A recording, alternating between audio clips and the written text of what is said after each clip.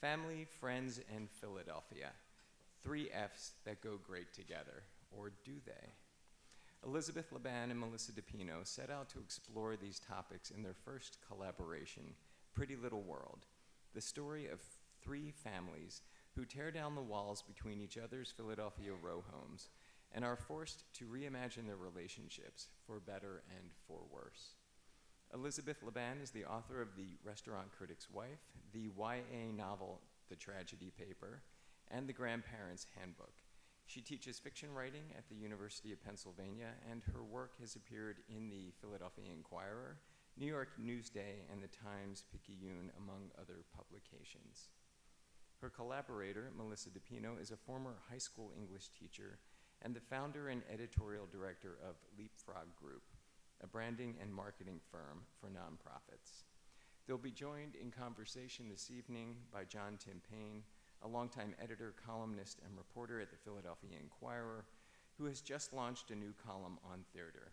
If you're an Inquirer reader, you know that John tackles every project with great wit and imagination.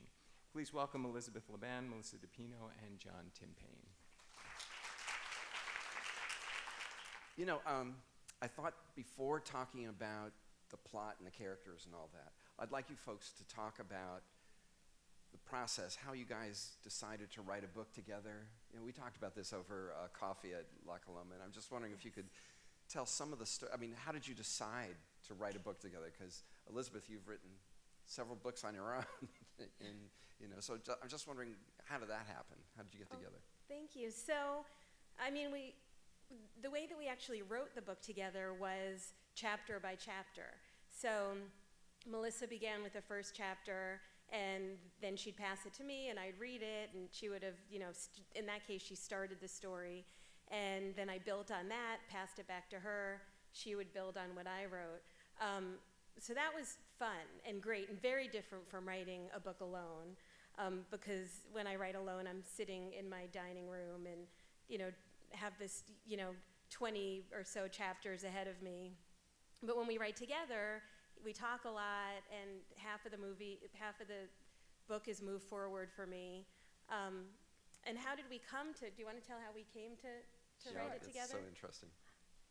Well, basically we spent lots and lots and lots of time outside on our street with our young kids. And Elizabeth had been writing, and I'm a writer too, but I wasn't a fiction writer. And I think we just sat there one day and said, why don't we write a book? Yeah, because true. we were just there so much. So we started it, and it was a lot of fun, and it's still a lot of fun. We're writing together now. I just want to reiterate something I said when we got together over coffee, that you get that sense of standing out in the street. You get the streetness of it, you know, of sharing a street with families. That's very strong in the book. So when I heard you say that, I said, well, that's where that comes from. Yeah. You know. Right. And did you ever have any, like, okay, so you have this back and forth. Were you ever in traffic and suddenly punch a button and said, Siri, call Elizabeth, I have an idea? Or did you ever get, you know, were there ever, you know, moments where you had a brainstorm and you just had to reach out to the other person? I'm just wondering. It's constant. I just did it the other day. I was walking with my friend who's out there, and I was, and I halfway home I thought, oh my gosh, I have to call Elizabeth. I have to tell her about this idea. So I immediately call her. It happens all the time. It happened that one day. Yeah, or if we're going somewhere, I'll have an idea, and then Melissa will build on it. So it's this book and the book that we're writing now, I think, are very different because we're working together than it would be if I wrote it. It would be completely different, maybe not as creative. I mean, we're coming, you know, with two different perspectives and ideas and experiences. I mean, we're in an age where a lot of people are doing book projects collaboratively, right? I mean, it's just the flavor of what's happening right now. I'm not saying that's why you guys did this, but I get a chance a lot more now to talk to people who do things collaboratively. And one of the things they always say is, well, you know, it is true that two heads are better than one, you know, that you may have an idea and the other person will go, well, if we did that, then we could do this. You know what I mean? That Definitely. You know, Yeah. I mean, are there more ideas in this book because two people wrote it, do you think? More twists of plot, more, you know? I definitely think so. Because, well, first of all, it's just so interesting to get a whole chapter back. I mean, I know these characters, we know them so well, Yeah. but Melissa might think of something that they'll do that I would not have thought of. So I think there are definitely more twists. I think it makes it even richer, having two people, come at it and get to know the characters better. And then the one that we're working on now, I think that at least as much, maybe even more. Really? Yeah. Yeah, they're writing a new one already. Yeah. It's amazing. Nice, huh? Thank you. Yeah. Oh, that's very nice. Thank you. Let me read something from. I was having a lot of fun the other day looking through the book. I can see that paint expression even without looking at Elizabeth. Thank you, John. Oh, which one did he pick? Oh my goodness. Last time we talked to John, he said, "I've read it a few times." I so appreciate that. Yeah, thank you. Anybody out here a speed reader? Anybody speed read? I don't speed read unless I have to, and I have to a lot, and I find myself speed reading. So I sped read this the first time, then read it regularly. Okay. And it was better the second time. So this is after a particular thing happens, and the male in the relationship says, "I was wrong about the chaos. It's all chaos anyway," he said quietly, trying to push away the thought that maybe if he had been more grateful for his life, he wouldn't have gotten sick. "I guess we found that out," Celia said, "the hard way." He says, "We never would have made it through this without them." And I think he's referring to their neighbors and the families that they love. "And in some strange way, with all of us together, the holes in our lives seem to get filled in." That's sort of what they do in this, isn't it? The three families take this up as each person involved in it, to some extent, hopes that getting together will fill in the holes. I'd love you to talk a little bit more about it, because it's both what's really great about the original idea and what isn't really great about it. Do you want to start? Yeah, I mean, the whole idea is that together, the characters, they all stay afloat. The whole operation stays afloat because of all of them. And when one sort of crack gets in that armor, then it starts to fall apart. And, it's so, life gets so complicated when when you have young kids and you're trying to work and you're trying to, build your life, and you need that support. And, we just heard from a lot of different people, whether it's, in your, and I said this earlier today when we had our interviews, whether it's, in your cul-de-sac or on your small street or in your apartment building, those people who are in geographic proximity to you, those are the people you rely on at that time of your life. You have your friends that from high school or college or wherever they are, you have your family, but the people that are physically around you are the ones that hold you up. And that's the idea we were trying to convey. Interesting. And What? just to add to that, Please. also this idea that they all sort of have different things to offer. So, one of the six in the book might be really stable and always, able to take care of the kids, and somebody else, is the cook, and somebody else is completely busy and not able to come home when all the kids are sick, but maybe one of the other ones will. So the idea is that they can't each do everything, but they sort of do fill in the holes when there's this bigger group. Yeah. And I mean, yeah, go speaking of sick, she wrote that scene. Oh yeah, I do tend to write. I do tend to write those scenes. I don't know why. Oh my gosh, we got behind the scenes there, didn't we? Interesting. But isn't it expecting too much to expect other people to fill your holes up? That's a question I have. Is it that cooperation is one thing, and of course we all do it, and collaboration is one thing, and we do fill in the holes that exist. That people are good at some things, less good than others, and we find out comfort areas. But it's also true that that's an expectation. That nothing can fulfill. Yeah, no, I think that's something that they learn as they move forward. They think that it's going to be this great thing, but then they're also, as they do live together and get to know each other and have to share their kids and share their spouses, and cook together, I think it becomes a problem. And there are times when one of the characters really misses just being alone with her daughter. Right. And, is really sort of happy to sneak away. And And so that does become a question, and they definitely consider that. Is it worth it? Well, and it's interesting. I did notice in the book at certain times, somebody says, I just have to have some time to myself. Yeah. Right. It can't be a public life every moment. Right, because it's busy all the time. So that is hard to come by. And you also don't you feel a little guilt in saying that to, the other people that you're in this project with? I just have to step out of this just for a few minutes. And so there's this sense that you started something and you have to be loyal to the project. Yeah, definitely. Yeah, I think that's true. It's a lot like being a parent when there's certain times you love your kids, but there's also times you would like to be elsewhere than your kids are. I mean, I'm sorry, did I say something bad? But my kids are here. I wouldn't say that. Well, your kids want to be in a place other than where you are. Of course. True, Yeah. I guess you don't get to feel that. Here's another passage that I thought was interesting. It's along the same lines. Nikki stood in the middle of Emerson Street, under the little white lights in the trees, trying to make sense of her life here with Will in this strange place that appeared so warm and welcoming. She knew, of course, that looks could be deceiving. Despite the introductions and the baked goods, she wondered if she would ever really feel she belonged. She had imagined her new life so many times, what it would be like when she finally left New Jersey. In Hamilton, there's a line that says, "Nothing good ever happens in New Jersey." Did you notice that? Yeah. And nothing good does in that play. When she moved away from her mother and all the high school friends who still remembered what her hair looked like in 8th grade, that she had worn that awful bright yellow dress to the senior prom, and that she was dumped by her date halfway through the night. There had to come a time when those things stopped mattering, she always told herself. This was supposed to be that time.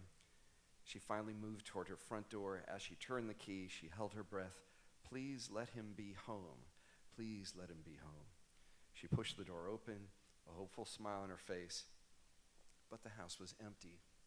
And my question to you is, just about everybody in this book starts out with a big discontent. And we talked about this, that everybody starts out unhappy in his or her own way. And Tolstoy aside, who says unhappiness is more interesting than happiness, at least in a novel, Unhappy Families. Right. But everybody starts, not content with their lives. I'd like you to talk about that. That's sort of an interesting starting place. Yeah. So, and I don't know if we completely agree on this, but I would argue that the characters are not unhappy. They all want something. Yeah. Hope, for example, is trying to get pregnant and wants to have another baby. So they all sort of want something, or maybe looking for a career change or trying to get a big promotion. But I would argue that they're not happy. I would argue that they're quite happy, and that's sort of what they're trying to hold on to. But I completely agree that they want something. There's always something more. Mm-hmm. I don't know if you agree with that. Yeah, I do agree with that. I mean, I think that they're generally happy in their lives, and they're extraordinarily happy in this situation, and they're really desperate not to lose the situation. So they do make that choice, and I think that that it is that there is something that they all do want, but that doesn't mean that they're not necessarily happy in their lives. Excellent. Where'd you get the idea for this, for the blended family, for the quasi commune? Well, we watch. Poor Bill Paxton. We watched a lot of Big Love. Oh yeah. Yeah. Oh my God. No, we were so sad. We love that show. Oh. Yeah, that was shocking. Yeah. Can you believe that happened? I know. Yeah. We lived on a small street where we spent a lot of time together, and we did a lot of things together, and everybody we knew, and I could point to any of my friends or family out here who they're like that with their neighbors, or the people that are in that, in their geography. And I was talking to one of our ex-neighbors earlier tonight, and they moved off the block. There was a certain point where they moved off our block, and they said, "Oh, maybe we were the inspiration." And I said, "Well, yeah, sort of. That's part of it, because we had this thing that none of us wanted to lose. So we took that germ of an idea and we thought, okay, now we can take it and it's this basis for this concept, and then how do we make it interesting? So then we made it interesting. I mean, those conversations are so cool when you start with the germ of a story and you start talking about what could happen. Yes. And then, well, it just starts flowering by itself, doesn't it? Right. Whether it's inspiration or just the perspiration part of it. It's some of the most fun experiences a writer can have is when you start thinking about all the things that could, all the places you could get to. I mean, this book gets to a lot of them, and Thank you. one thing I wanted to ask you, too, was about Philadelphia, which seems to be a character in this book. Yes. And I'd like you to talk about what's Philly about the book, everything, but Yeah. but that's one of the main things that makes it such a piquant book. It could not have happened the same way in Los Angeles, Thank you. I mean, Yeah. I agree. And I should say that as an adult with kids, I've really only lived in Philadelphia, so I don't know what it would be like to live anywhere else. But here, and it's true, I do see people, who do this. I see it on Facebook all the time. If it's a nice night, people put tables out on their sidewalk, or, in the middle of the street, if, there's no parking on the street, and eat with their neighbors. And, I mean, some of our neighbors did it the other day. I think it was Saturday that it was such a beautiful day. Oh, yeah. And everybody was out, and I always feel this need, to get dressed and get out. I don't want to miss it, especially when my kids were much younger. And I think there's just this connection to your neighbors, especially living in Center City, especially living in row homes, that I think most people don't experience. And I personally love it. When I hear my neighbors going up and down the stairs, I'm extremely comforted by that because I know they're there, and if I needed something, I could scream really loud and they'd probably help me, or knock really loud. Did you get that when you first moved in?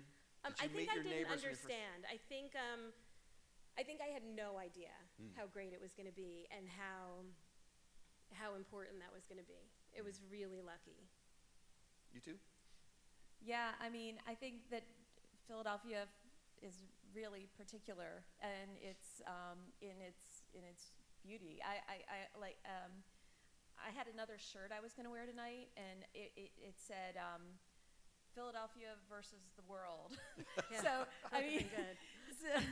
because I feel like we have this sense of community, almost the whole city, and then also in these little pockets. And I think that the book, Philadelphia is a character in it, and it does sort of show the feeling of what it's like to be here. Yeah, I had a conversation with a friend of mine who has lived in, I mentioned LA only because this conversation has been in my mind so much after reading this book. He was saying that he's lived in LA his whole life, and as a person who has not lived there my whole life, I lived there when I was little and got the heck out because I didn't like it when I could. But he's lived there his whole life, and he said, what's happening, John? LA is really changing. We're starting to have neighborhoods. Right. We didn't really have them before. Yeah. And in the last 20 years, he says, LA has begun to have a local identity that's different from neighborhood to neighborhood. Not that they didn't exist, but that it didn't really matter.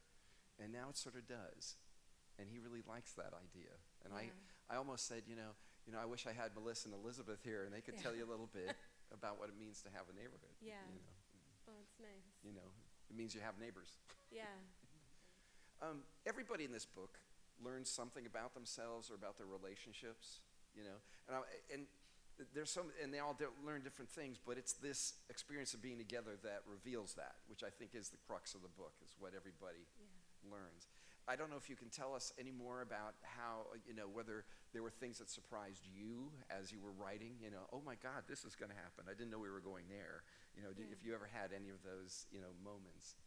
I remember when we were in one of the edits at the very end, where it was, I think, one of the very last edits we did for the publisher, and we said, oh my gosh, wait a minute, Celia wouldn't do that. And we changed an entire, Cool. we turned it all the way around because we realized we had gotten to know Celia so well through all the times through the book that we thought, I can't believe we had her do that. So yeah, I think we were sort of surprised all the way through when we would realize those things. And there is a scene where Hope, I don't want to give it away because it's sort of toward the end of the book, where something happens on the street and she really sort of goes to her own child first. And that was a scene that we initially just sort of told. She told her husband later that night that had happened, but then we thought, no, we should see this. Yes. And went back and wrote it. And that was, to me, that's a strong scene that tells a lot about her. She's a really interesting character in general because she sort of take charge. She does, I don't want to say that she's a leader, but she sort of is, you know. She at least takes leadership positions more readily than some of the other characters do. And people who do that want to do that. There's, Yeah. you know, that's something that's attractive about Hope. But then there's the other part of that, which is if you're the leader, you get dumped on. You know, you get a Yeah. lot of work Yeah. given to you because the people who don't want to do that work give it to you, and you'll do it. Right. You know. And I remember that. You know the one scene I wanted to ask you about is one where the kid is throwing up, and Yeah. you know this scene I'm talking about where she. Yeah. She cleans it up, and I think we've all been here if we've had kids where you're cleaning up the vomit, and you then, having transferred the vomit to a bowl, you spill the bowl. Yeah. So, of course, you're using all of the paper towels, and what was that Yeah. line that she had filled up most of the garbage can Oh, by the yeah. end? Yes. But I'd Yeah. like you to talk about that scene. It tells us so much about where she's at, that it's sort of like the absolute nadir of Yeah. being a caretaker. Yeah, so she's a character in the book who says she'll stay home with the kids, and she really wants to. She's hoping to have another baby, and it's been hard, so she thinks maybe this will be enough. You know, maybe this will be what, you know, fulfills me. So there's a scene when they're all living together, so one kid gets a stomach bug, and then they all do slowly, you know, 12 hours after the next. So at one moment, you know, 2 kids are sick and someone else is sick at school and she has to go get them, but she has the 2 kids, you know, it's a juggling that every parent does. So it's sort of the moment when it's the hardest for her, without question. And she ends up calling everybody, and nobody will come help her because everyone has a good excuse. But then it's another member of the 6, not her husband, who ends up coming home. And totally helps. So that's a situation sort of where, you know, her husband wasn't able to come. Of course, if they weren't all living together, she wouldn't be with all the kids. But yeah, so that's sort of a crazy moment. And she doesn't really, it's not a moment when she says, I hate this. Right. But she's just overwhelmed, without question. She's such a fierce and intense character. I feel like she wants to, you know, she wants to make everyone happy and she wants to help everyone, but she's so fierce about the things she believes and the things she wants. Yeah. She's a fighter. She absolutely is, and I think in that scene she fights all the way through until she just can't fight anymore. Yeah, and then calls for help. It's true. And there's always that thing, you know, we all get in these situations where you call your mate and ask the mate to come home from work. Right. Everyone knows this Yeah. wonderful experience, you know, and maybe the mate actually really can't. Right. But then this becomes a test of the worth of the mate as a human Yeah. being. Right. Right. If the mate does not come home, the mate is not a human being. If the mate does come home, the mate is a nice human being, right? Yeah. And she gets, what, 5 no's? Or, Yeah. Yeah, I mean, so they all have solid excuses, but only one is willing to sort of stop what he's doing. But she's, in a way, she's set that up, hasn't she? Yeah, I mean, You know. she has, and mostly she loves it. You know, mostly she loves it. But yeah, she's the one at home. And I mean, if that hadn't happened, she would just be home with the youngest one. But, you know, you live with all these kids long enough, it's bound to happen. But it's like one after another. And I always got reading through this book and seeing those are the situations I enjoyed the most. You know, these little like breakdowns or the moments where it's impossible. You know, where parenting is just impossible, Yeah. and nothing good is going to happen today. You know, Right. and it's Right. in fact, when you see that first kid get sick and you have Yeah. 3 others in the house, you know you Yeah. are condemned Yeah. to a month of Yeah. throwing up. You know, Yeah. and you're going to get it too. You Yeah. know, and you Right. know. And there's that sinking feeling. I realized this had been written by people who'd been through it. Yeah. Right. And it's magnified because it's, you know, 3 families living together, so it's even more. And a lot of them aren't even her kids, so she puts them on the other couch. That's the Yeah. remote with the Target bags. Right. And that, you know, I've had that experience myself where I'm I'm a very good person, and I'm watching somebody else's kids. Well, this was a while ago when I had kids this small. Yeah. And then I realized that one of the kids was coming down with something. Oh. And so now what do? Because you're going to be there all day, Right. you know, and you want to sort of not let all the kids play together, but not Yeah. let them know that you're not letting them play together. Right. Because they'll tell their parents that you weren't letting them play together. And there's going to Right. be this thing of favoritism, you know what I mean? This Yes. whole, Right, right. How do the you do it? politics of, Right. and of course what happens is everyone ends up hating you. Yeah. You know, you scar your kids, Right. it's a horrible thing. I think Hi. Hi. I haven't read the book yet. I have a question about the co-authoring. So did it ever happen where, like, when you got the book back from the other author, that you didn't like the direction the story was going? Or you just worked with it and made it, went forward? Oh, no, I think we always talk about it. So I don't think it's ever a situation where if one of us doesn't like it, we just sort of feel we're stuck. I don't ever remember a time when we really fought about it. This was a question I think you asked when we met for coffee. But we definitely talk about it and change things if they, if one of us doesn't agree. We want to both agree and be comfortable with the decisions. I don't know if you Yeah, I agree mean, with that. there really hasn't been a time where we really didn't all out, where we really didn't like the direction.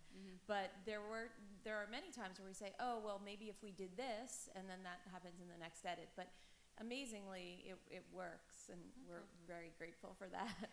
And was my husband in the book? You said you were going to ask that. Whoa. Are there people in the book that you know? Is this a Romana Clay on any level? I mean, it's all fiction. Yeah. We start. Well, I'll give Thank it. you. I'll give it this way. It starts with the germ of somebody, and we're writing this other book now. And I was saying to Elizabeth today, I keep picturing this girl that we went for one of our characters, a girl that we went to high school with, who I wasn't really even friends with, who I just sort of knew, and that's who I have in my head from where she started. Now, all the experiences that are happening to this person now make the character like this living, breathing thing. But it did start with this germ of this one girl that I kind of knew in high school. But so I don't know her. And I don't think she's here. So, yeah. But I don't know that Oh, person. no. So, we talk about it, but I don't have the same image in my head. Right. So, So you it's- have to yeah. collaborate on creating Yeah. an image Yeah, that someone and can that's read. what and happens with the characters. that is very cool. Yeah. Very cool. So building on that, did you do anything to make sure that you, excuse me, had the same image of people in your that's a really in your good heads? question. I mean, talking through it, definitely. Definitely talking through, the different characters and their characteristics and what they look like. And things changed, definitely, as we got to know them better. But, so for example, this character, I don't know if I picture her the same way you do.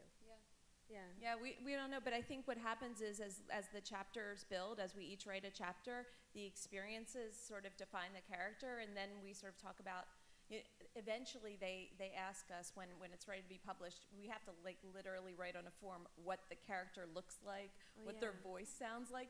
So we did that with this book, and we thought, wait a Wow. minute, are we sure? There were times we had to go back and look, or we didn't even know. Yeah, maybe we never even decided. So go back to that form now. Yeah. So I think it's more for their, when they do the audio. Oh. And I think, because there's an audio book. Oh, I see. So they're And going so to I act think out the partly characters. they want to know, and I don't know why, if they're maybe also for the purpose of the cover.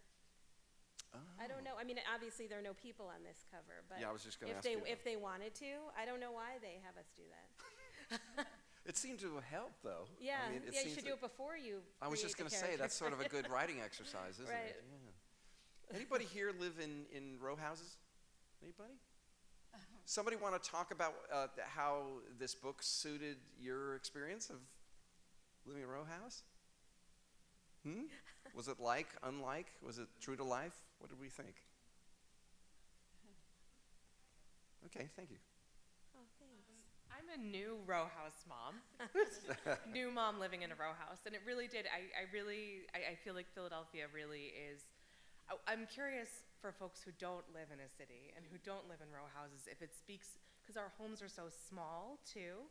So you do make the city, your home. Yeah. But so I'm curious if it's for folks who don't live in a city, if it speaks to them the same way. Have you gotten any feedback that way? Oh, you're or? asking. Oh, I'm so sorry. Well, no, it was more, No, I haven't actually. That's a really that people who don't live in the city would just not even be able to imagine this and the closeness. Yeah. So no, I haven't talked to anybody about that. Have you? It's a really good question. I know that my friends, some of my suburban friends, are close with their neighbors, and they do a lot of things together outside, and share their lives with them too. And that's kind of what we were going for, is this idea of geography. So ideally, it would relate to people not necessarily in the city, but I was reading something about where this kind of blended family, although it's never going to be a huge proportion of the population, but it's becoming more common. Yeah. That people are blending families, most commonly because somebody loses a job, somebody falls ill, which happens in certain books we know, and but also because of finances.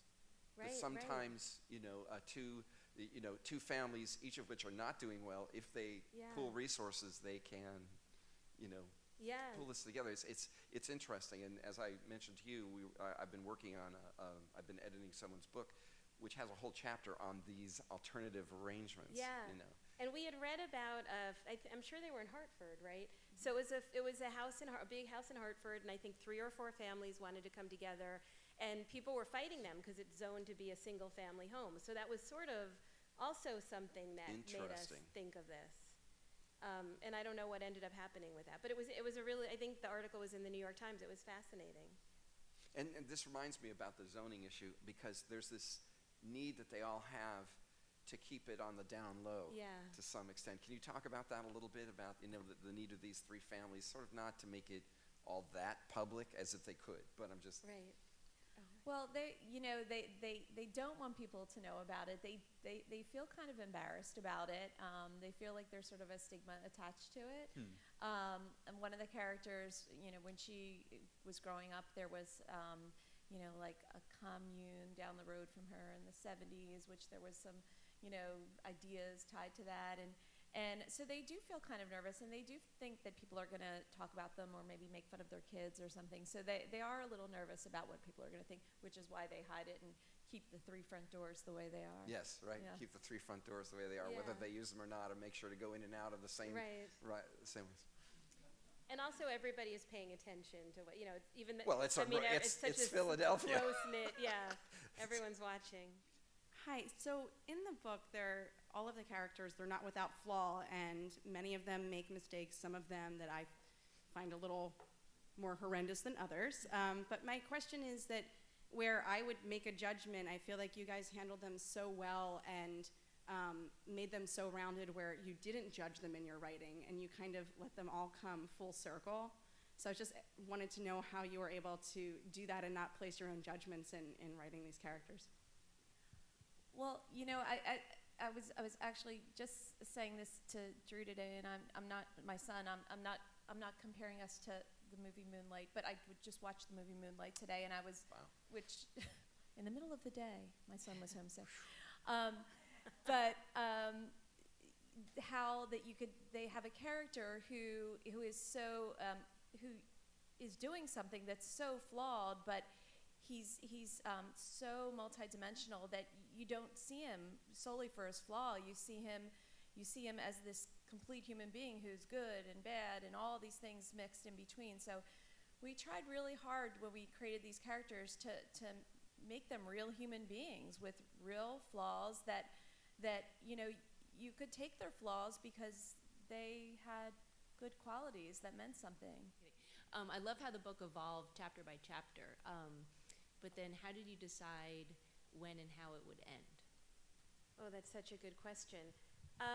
I mean, I do think there's sort of an arc to a book. You sort of know when you're getting, I mean, one, you know, you sort of know you want it to be about 90, 95,000 words, give or take. I mean, certainly some novels are much longer than that. But that was sort of what we had in mind. And I think the stories were sort of coming to the conclusion. And as far as the end goes, I don't know how we decided that. I don't know how We talked about it a yeah. lot. But it almost seemed like, you know, we could feel it, you know, slowing down and getting to the end, and some of the things resolving and some not. And we talked about it, yeah. We knew that that was the kind of ending we wanted.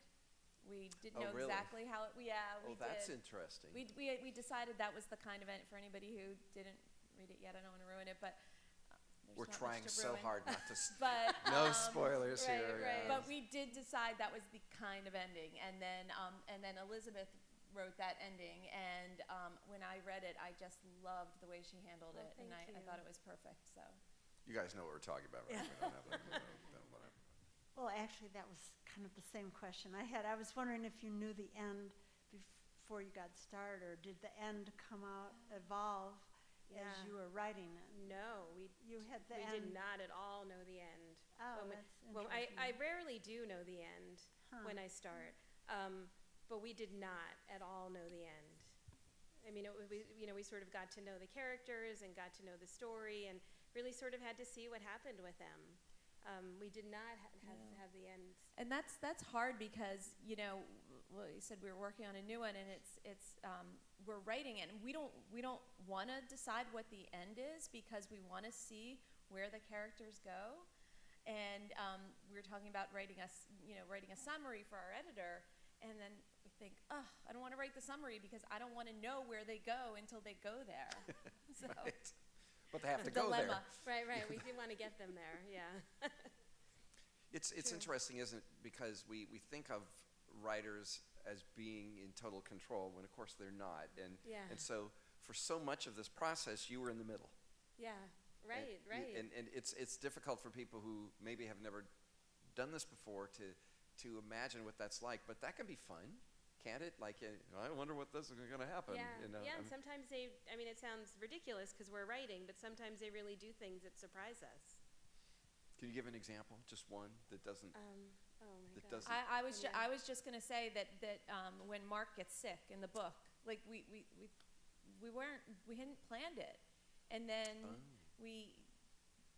one of us said, "Wait a minute, maybe Mark gets sick." And I thought, "Mark gets sick, Mark?" Yeah, because we needed to find a way for him to sort of want to do this. So yeah, and then that's true. Because it puts him in a position where he has to. Well, I read that section, Yes, strangely enough, that didn't was I? great. Yeah. Where Thank you. he realizes that he needs other people, you know, Yeah. and he has to recognize that, you know, and Yeah, accept yeah. it. We had to find a way to do that. No, that's so cool. See, that's the cool thank part. you. Yeah. Hi, thank you. Could you talk about your process in terms of researching the characters? So you say they start with a germ and an idea, and they may be based on different people, but for these life experiences that they have, are you researching families who've had similar experiences or going to other texts to get inspiration? Well, I did a lot of Googling on co-housing and communes and all that kind of stuff. So there were a lot of real life examples. And read different stories, so that sort of informed that too. And then, of course, we're always researching particular things that happen. So when Mark gets sick, we were, researching. Okay, what would his symptoms be, and what would happen? So sort of, more. We're researching more in specifics of things that happen than in the general. And I think also because they're, families with young kids, I mean, it's, something that we can relate to. We both have kids, and a lot of their experiences are, with the kids and raising the kids, and, the scene when they're all sick, that's just one small example. But, things that most parents can relate to. So in that sense, we were writing sort of an age that we knew. In listening to the questions from John and your answers, I'm wondering about the theme and if it was on purpose. It's sort of like breaking down a hole in the wall to fill the holes in other people's lives. Nice. And then when you get to the end, are all the characters' holes filled, or are you leaving the holes open on purpose? Thank you, my attorney friend, for that deep question. Yes, that was part of the whole thing. The idea of, the title comes from the Fantastics, from a song of the Fantastics, where they put a wall up, they take it down, and how that affects what's going on in their lives. And that idea of the wall and the holes, and the idea that even in the beginning when Stephanie goes, I know what we'll do, we'll take down the wall. Yeah. And she starts ripping at the hole. She's like opening the hole so that they can fill it. And even at the end, there's something with a curtain, and that's all part of it too.